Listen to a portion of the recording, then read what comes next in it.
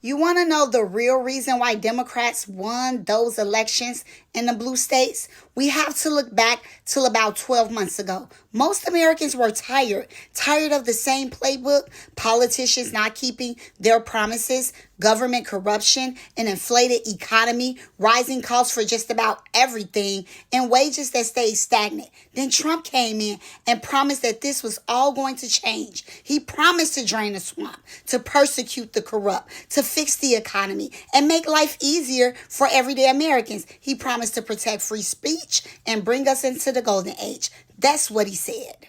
He was the last hope for many Americans. People who once voted Democrat switched to Republican. I watched Trump flip blue states and red states during a president election easy. Most of us rejoice because finally we believe we had a president who would fight for those who couldn't fight for themselves, the forgotten Americans. But then we started to see cracks. He promised to end the wars, but he kept funding them. He promised to release the files, then flipped and said there were no files and to stop talking about them. He said tariffs will bring the American people lots of money, but they didn't. He promised no tax on tips and overtime, but all we got was a tax rebate, and we compromised.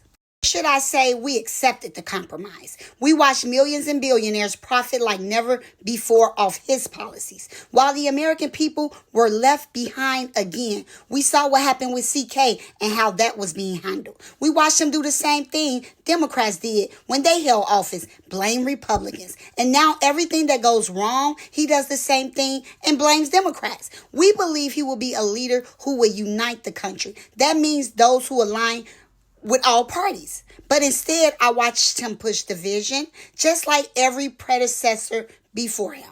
Let's fast forward to today. The government has been shut down for the longest time in history and still is as I record this message. Americans, many who voted for him, are now furloughed without pay or working for free. We agreed to terminate SNAP and Medicaid benefits for non-citizens, but to take away food stamps and Medicare from low-income struggling Americans is disgusting. He allowed our free speech to be suppressed, and you know it. And then he gets on television blaming Democrats when his party, the Republican Party, holds the majority in Senate. You can't unite the Republican Party. You can't sit down and negotiate with the Democrats. And you know that's what real leaders do. You're the princess guy. You're the guy that say you're fired. You know how business is conducted. You show no empathy or compassion for struggling Americans. Big mistake. You and the Republicans, all of you guys proudly say we is the real first. Meanwhile, Congress just keeps putting blame